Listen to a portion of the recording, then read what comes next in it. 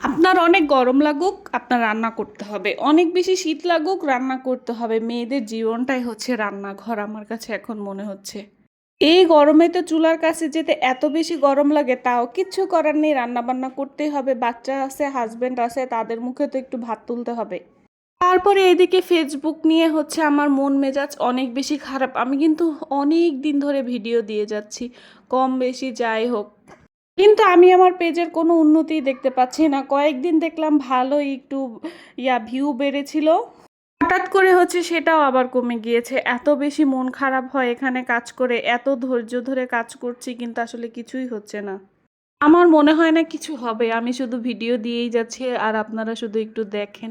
কেউ আসলে দেখেও না, জাস্ট গোটা কয়েকজন। এটা ফেসবুক আসলে আমার আমার সাথে মনে হয় ইচ্ছা করেই করছে নাকি আমি জানি না। আমার মনটা এত বেশি খারাপ এটা নিয়ে।